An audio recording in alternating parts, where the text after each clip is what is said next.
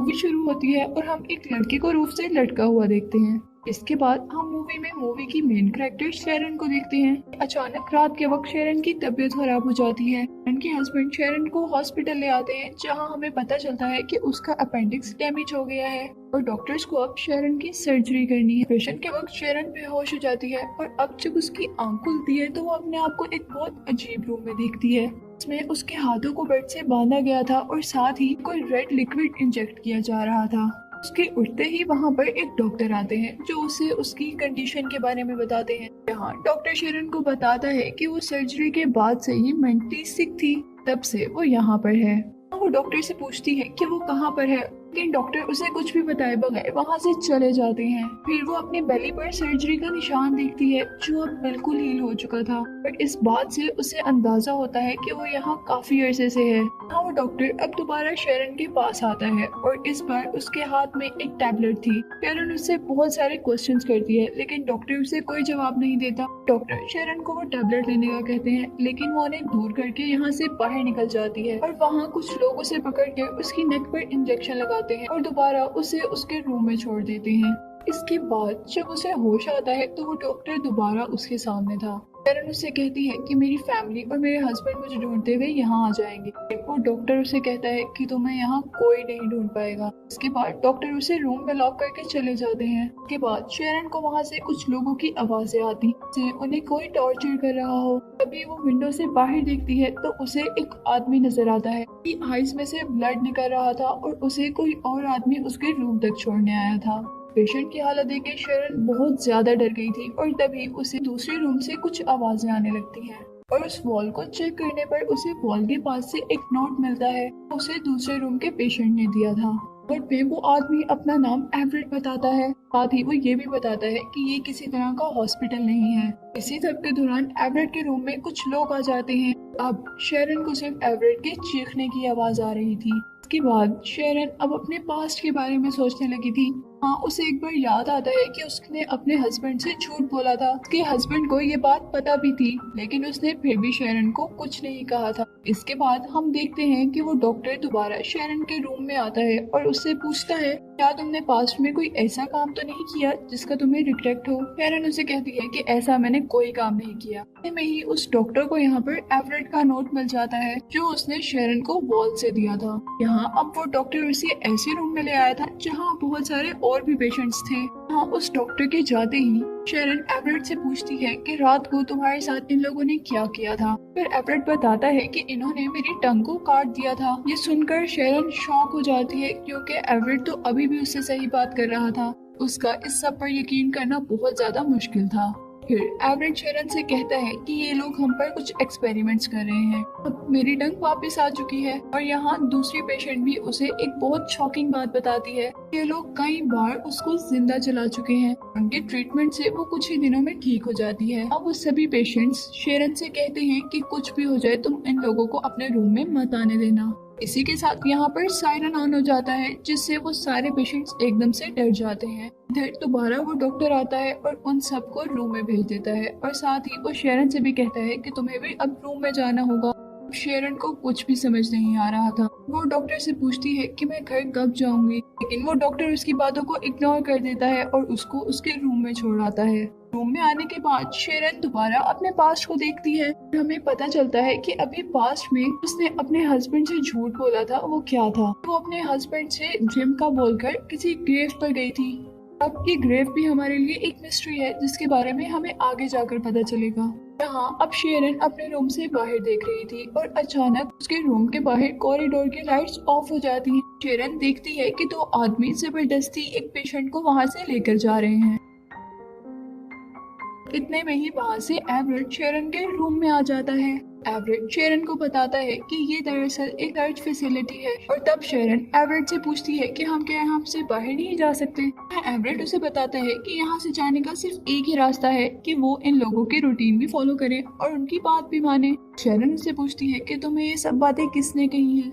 तब एवरेट बताता है कि मुझे डॉक्टर ने प्रॉमिस किया है अगर मैं उनकी रूटीन फॉलो करूं और उनकी सभी बात मानूं तो 3 महीने बाद वो मुझे यहाँ से जाने देंगे। यहाँ शेरन कहती है कि मुझे उनकी बातों पर बिल्कुल बिलीव नहीं है। तभी वो देखती है कि सामने से एक पेशेंट आया है। वही पेशेंट था जिसे अभी थोड़ी देर पहले ये लोग लेकर गए थे और अब उस पेशेंट के बेली से बहुत ज्यादा ब्लड आ रहा था। शेरन उस आदमी से ये पूछने आई थी कि इन लोगों ने तुम्हारे साथ क्या किया। जब वो आदमी उसे बता रहा होता है तो तभी वो डॉक्टर वही रेड लिक्विड लेकर आ जाता है जो सभी पेशेंट्स को लगाया जा रहा था। और वो डॉक्टर शेरन को यहाँ से वापस जाने का कहता है। रूम में वापस आते हुए वो एवरेट के रूम में जाती है जहाँ वो उससे रिक्वेस्ट करती है कि वो उसकी यहाँ से बाहर निकलने में हेल्प करे, लेकिन एवरेट उसे मना कर देता है क्योंकि वो डॉक्टर की हर बात मान रहा था। अब यहाँ वो फैसिलिटी में फिरकर बहुत अजीब अजीब पेशेंट्स को देख रही थी। ऐसा करते हुए उसे डॉक्टर देख लेते हैं और उसे अपने कैबिन में ले आते हैं। यहाँ डॉक्टर उसे उस आदमी की फोटो दिखाता है जिसे हमने मूवी के स्टार्ट में फांसी से लटका हुआ देखा था। डॉक्टर उससे पूछता है कि क्या तुम्हें पता है कि ये आदमी कौन है। शेरन कुछ सोचती है और फिर कहती है कि अगर मैं इसके बारे में आपको बता दूं तो क्या आप मुझे एक घर कॉल करने देंगे। डॉक्टर उसकी बात मान जाता है और फिर शेरन बताती है कि ये लड़का मेरा बॉयफ्रेंड था, इसने अचानक सुसाइड कर ली थी जिससे मुझे बहुत दुख हुआ था। इधर हमें ये भी पता चलता है कि शेरन के पास में हमने जो ग्रेव देखी थी वो भी इसी लड़के की थी। इस पर वो अपने हस्बैंड से झूठ बोलकर कैंडल जलाने जाती थी। ये सब बताने के बाद जब वो फोन उठाती है अपने घर फोन करने के लिए तो उसे पता चलता है ये फोन तो डेड है। उसे पता चलता है कि डॉक्टर ने उसे धोखा दिया है और वो उस पर बहुत गुस्सा होती है और उसके बाद वो अपने रूम में चली जाती है। यहाँ अब रूम के रास्ते में से एक और रूम दिखाई देता है जहाँ पर बिल्कुल वैसी ही रोप थी जिस पर वो आदमी लटका हुआ था। शेरन ये सब कुछ देखकर बहुत ज्यादा डर जाती है। तभी पीछे उस फैसिलिटी के कुछ लोग आते हैं और शेरन को उठाकर एक रूम में ले जाते हैं। यहाँ वो लोग बहुत बेदर्दी से शेरन का पाँव काट देते हैं। तभी यहाँ पर वो डॉक्टर आता है और उसके पाँव का ट्रीटमेंट करने लगता है और जल्दी उसका पाँव हील हो जाता है। ये सब शेरन के लिए इनक्रेडिबल था। पाँव बिल्कुल वैसा ही हो गया था जैसा पहले था और वो अपने पाँव को कंट्रोल भी कर सकती थी। तब वो डॉक्टर उसे उस रेड लिक्विड के बारे में बताता है और कहता है कि इस लिक्विड के जरिए किसी भी इंजरी को बहुत जल्दी हील किया जा सकता है। यहाँ शेरन डॉक्टर से सवाल करती है कि तुम लोग ऐसा क्यों कर रहे हो और तब डॉक्टर उसे जवाब देता है कि हम सिर्फ तुम्हारे जैसे लोगों के साथ ऐसा करते हैं। इसके बाद हम शेरन को एवरेट के रूम में देखते हैं जहाँ पर वो बता रही थी मैंने कुछ देर पहले यहाँ पर अपने बॉयफ्रेंड को देखा था जो आज से 10 साल पहले मर चुका है। एवरेट गुस्से में उस डॉक्टर के पास जाता है और कहता है कि आपने तो मुझे कहा था कि अगर मैं आपकी रूटीन फॉलो करूं तो 3 महीने बाद यहाँ से छूट जाऊंगा, लेकिन यहाँ मैंने एक ऐसे आदमी को भी देखा है जिसे 10 सालों से यहाँ पर रखा गया है। तब वो डॉक्टर से कहता है कि ये सब मेरे हाथ में बिल्कुल नहीं है और फिर एवरेट उन्हें उनकी मैनेजमेंट से मिलने की रिक्वेस्ट करता है। डॉक्टर उसे ले जाने लगते हैं। यहाँ अब दोबारा एवरेट की जुबान काट दी जाती है। इतने में ही हम शेरन को देखते हैं जो उसी रूम में जाती है जिस रूम में उसने अपने बॉयफ्रेंड को देखा था, लेकिन इस बार वहाँ पर कोई रूप नहीं थी, सिर्फ एक पियानो था। फिर वो वहाँ से निकल जाती है और देखती है कि वहाँ एक फैसिलिटी का आदमी जा रहा है। उसका पीछा करते हुए आखिर एग्जिट तक पहुँच ही जाती है, लेकिन जैसे ही वो एग्जिट का दरवाजा खोलती है तो वहाँ पर एक दीवार थी, यानी वहाँ से बाहर निकलने का कोई रास्ता नहीं था। यहाँ से दोबारा अपने बॉयफ्रेंड के रूम में जाती है जहाँ अब उसे पियानो के ऊपर वैसी ही रोप मिलती है जैसी रोप से उसके बॉयफ्रेंड ने सुसाइड की थी। इतने में ही अचानक ऊपर से उसका बॉयफ्रेंड आ जाता है। उसे देखकर वो बहुत ज्यादा डर जाती है और इतने में ही यहाँ पर डॉक्टर आ जाते हैं और जब वो दोबारा डॉक्टर के साथ उस रूम के अंदर जाती है तो उस रूम में कुछ भी नहीं था, इवन के पियानो तक भी नहीं। अब जब वो डॉक्टर उसे उसके रूम में छोड़ने जा रहा था तो वो बड़ी चालाकी से पॉकेट से कीज चुरा लेती है। वो एक और पेशेंट को लेकर उनके ऑफिस में चली जाती है। उन्हें बहुत ढूंढने के बाद इस फैसिलिटी का सिर्फ एक मैप मिलता है, लेकिन इतने में डॉक्टर को भी तो पता चल गया था कि कीज शेरन ने चुराई है।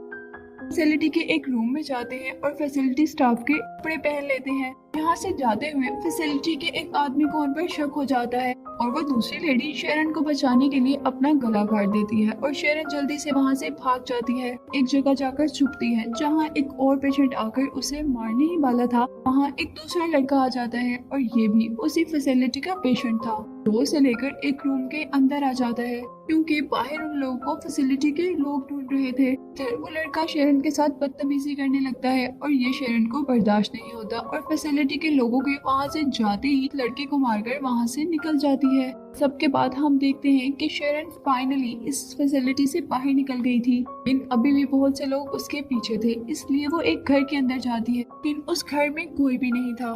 थोड़ी देर बाद उसे फील होता है कि वो तो फैसिलिटी से निकली ही नहीं थी। हाँ, उसे दोबारा अपने बॉयफ्रेंड की डेड बॉडी दिखती है। फिर हम देखते हैं कि शेरन को सजा के तौर पर फांसी दी जा रही थी। जैसे ही उसे होश आता है तो वो अपने पास डॉक्टर को देखती है और वो डॉक्टर उसका ट्रीटमेंट कर रहा था। यहाँ शेरन उस डॉक्टर से पूछती है कि वो लोग उसे मार क्यों नहीं देते और तब डॉक्टर उसे जवाब देता है कि हम यहाँ किसी को नहीं मारते। साथ ही डॉक्टर उससे ये भी पूछता है कि क्या तुमने पास्ट में कुछ ऐसा किया था जिसकी वजह से तुम शर्मिंदा हो। शेरन उन्हें अभी भी कुछ नहीं बताती और डॉक्टर वहाँ से चला जाता है और अब शेरन एवरेट के रूम में आती है। आकर वो एवरेट से पूछती है कि तुम यहाँ कैसे आए थे और एवरेट जवाब देता है कि मेरा एक बहुत खतरनाक एक्सीडेंट हुआ था और उसके बाद जब मुझे होश आया तो मैं यहाँ पर था।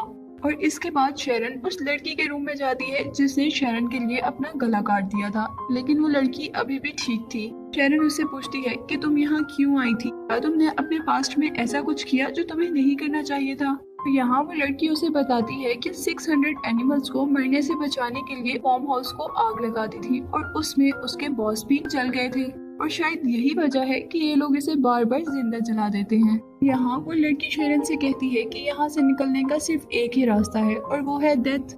और तब शेरन उससे कहती है कि हम पहले ही मर चुके हैं। उसके बाद शेरन अपनी बात बताती है कि मुझे भी सर्जरी के बाद जब होश आया तो मैं यहाँ पर थी। और यहाँ शेरन उसको कहती है कि मुझे लगता है कि हम लोग पहले ही मर चुके हैं और ये प्लेस हमारे लिए हेल है।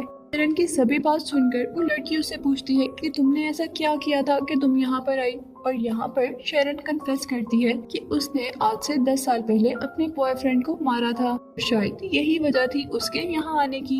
यहाँ हमें शेरन के पास्ट के बारे में पता चलता है कि एक दिन शेरन और उसके बॉयफ्रेंड के दरमियान में बहस हो रही थी। शेरन ने एक नाइफ उठा ली जिसकी वजह से गलती से बॉयफ्रेंड का गला कट गया और शेरन ने अपने आप को बचाने के लिए उसे फांसी पर लटका दिया ताकि सब यही समझे कि उसने अपने आप को खुद मारा है। सबके बाद शेरन अब उस डॉक्टर के पास जाती और उसे एक आदमी के बारे में बताती है जिसने एक बुक लिखी थी। वो एक बार हेल में गया था और उसे बार बार टॉर्चर किया जाता था और फिर खुद ही ट्रीट किया जाता था क्योंकि आज से पहले ये बात कोई भी नहीं जान पाया था ये जगह एक हेल है। शेरन उस डॉक्टर से पूछती है कि क्या तुम डेविल हो।